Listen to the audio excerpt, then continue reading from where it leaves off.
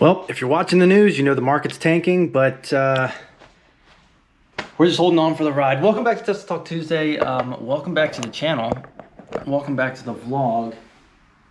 Model Y and the Model 3. More importantly, the Model Y. The Model Y is doing some big things right now. Granted, Tesla stock is not. It's been down quite a lot recently. I think we're back down into like the $400 range from the 900s. So yeah, that's no bueno. But anyways, let's get into some Tesla Talk Tuesday. We are back home, still unemployed, which is kind of unfortunate because, well, with everything going on with the coronavirus and the economy and all that stuff, let's just say I don't think a lot of people are hiring right now. So yeah, we're looking, but slim pickings. So I don't really know what I'm going to do for the next couple months.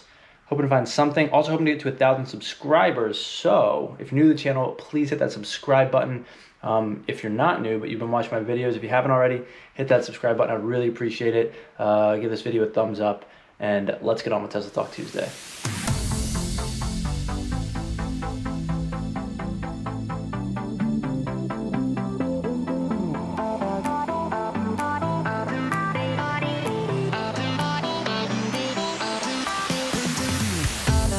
So, the Model 3, it's been out for a while now, what, like 3 years-ish? You know, some cool things have come out. They've bumped the range. The performance figures are fantastic. But now we have the Model Y. And, well, as you can see, the front is pretty similar to the Model 3, but it's a little bit taller. It looks sort of like a Model X mixed with the Model 3. But what is interesting is deliveries for the Model Y are officially starting. So we've gotten word in some, Tesla owners groups or whatever in the area, and tons of pictures and also email confirmations that people are starting to take delivery of those cars, I think in the next week or two. So we'll start seeing more and more of those on the road. And well, the rear differentiating factors, they're taller than the Model 3, and they're not the X because of the handles. So the easy way to tell is a Model X, the handles are next to each other. The Model Y, the handles are both to the right of the door, kind of like the Model 3. But deliveries are starting. Tesla tweeted it. Elon Musk retweeted it. And, well, people have been posting their confirmation emails. And also, I guess about a week ago or so, I think they bumped the range from 315 miles to 316 miles. And that's because they finally, I think, got an EPA rating. More and more confirmation. But hopefully we will be seeing those just flooding the streets here soon. And that could be a good or bad thing because it may bring down prices on Model S's, Model X's, and even used Model 3s because I have heard of a lot of people looking to trade them in. So let's actually get to some of the differences. So Model 3 versus Model Y. So the biggest difference is obviously going to be height of the car. I think there's an extra 7 inches of height on this car, which means more headroom. You can fit larger people in the rear seat, but the biggest difference, at least in my mind, is that rear hatch. So my car, the Model S, you can fold down the rear seats and you have this big pass-through, which you can put a lot of things in. You can put larger objects in, larger boxes in, and just more general space. Whereas the Model 3, it's just like a trunk, like most normal sedans. So with the Model Y, you get more cargo space, and I think it's around 53 cubic feet more than the Model 3. So people that wanted either more headroom or more cargo space or both, this is kind of the ideal car. Now, obviously, the price point is much less than the Model S and the Model X. And so having this sort of crossover option now really will potentially bring a lot more people to Tesla. And then I also think you're going to get people trading in their 3s for these Ys potentially, because they wanted that extra space or headroom, and well, this is the perfect solution. It's a much cheaper entry price than the Model X, and well, just like we've seen a huge flood of Model 3s on the roads, and just exponential growth of these cars and Tesla selling these things, I think the Ys are going to sell very well as well, if that makes sense. Yeah. So those are going to be hitting the road soon. Now, I was reading something on electric about the different dimensions. So I'm just going to quickly try and hit some of the key differences in dimensions between the Model Y and the Model 3. All right, so this is a nice chart showing the exterior dimensions of this car. I think some of the big things to look at are This car is 2.2 inches longer, not super significant, so it's still fairly manageable. Obviously going to be much shorter than the Model S. The Model S is just a ginormous car. Fitting that in my garage is quite an interesting situation. I back in at an angle to get as close to the wall and then swing the front end against the inside. I mean, it's tight to say the least. Like I said, it's 7.1 inches taller. That's where you get more headroom out of this. The wheelbase is only 0.6 inches longer, but it says a 2.2 inch wider track on the base wheels. So, you know, pretty decent amount of stability there. Dimensions inside, there's 0.9 inches less legroom in front, which is interesting, but I would also say that you're probably sitting more upright, so your legs don't have to go out as far in front of you, so it kind of makes sense in that sense. But then in the rear, it says there's 5.3 inches more legroom in the rear, so that's super helpful, especially for other passengers. However, I'm still curious to see how tight that rear seat is, especially the legroom if you get that third row seating, because I still don't think it's going to be ideal. Like I mentioned, you open the rear hatch, you can put down the seats, you have a huge pass-through area, and that just opens up the realm of possibilities of what you can put in there much more easily than you could in the Model 3. Now, in terms of weight, if we're looking at the heaviest vehicles, for example, the long-range all-wheel drive Model Y, it's going to be about 344 pounds heavier. Now, in terms of the Model Y being a hatchback and having those rear seats, it is actually pretty neat because, at least to put them down, there is a button all the way at the back that you can just pull on the side, and it releases the two, or I guess the whole section of seats. But the center seat also goes independent. I'm going to have this video up so you guys can check it out. But Tesla released this cool video kind of showcasing the fact that it is a hatchback, has that nice big pass-through area, and you can store a decent amount of things in there in different configurations, and there's various easy ways to put those rear seats down. So it is pretty neat. Now, something that is also cool that is standard on the Model Ys is an induction phone charger. So in between the center consoles, I have a little... I mean, it's a cable, but there's a little built-in, just like prong or whatever, you know, just like this, the lightning connector for my iPhone. And I can put my phone on that and it sets right there. But I guess the Model Ys are coming standard with an induction phone charger. So that's kind of nice. Unfortunately, my phone is actually so old. I have the iPhone 7 Plus or whatever it is.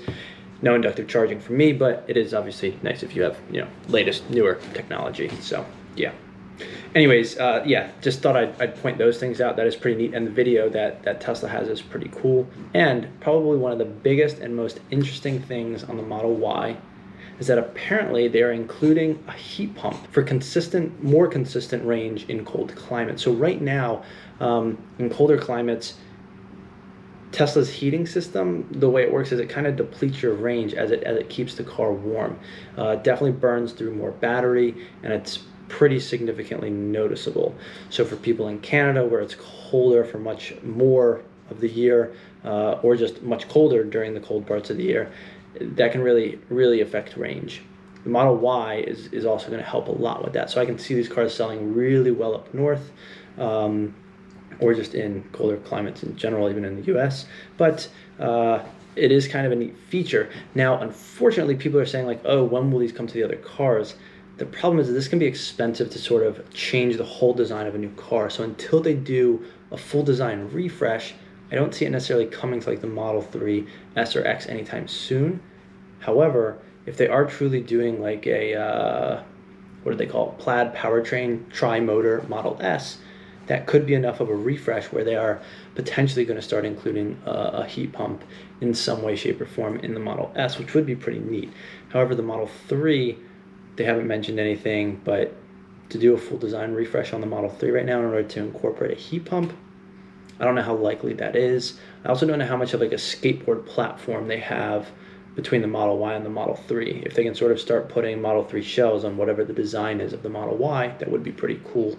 But it's going to drastically help keep range up closer to whatever the EPA rated range is when you're in colder climates and using the heat. Something else that's interesting on the Model Y is a little differentiating factor. I guess there's an off-road assist mode. Now, I wouldn't necessarily take this car off-road. I think they're selling this car as a small SUV, not necessarily a crossover.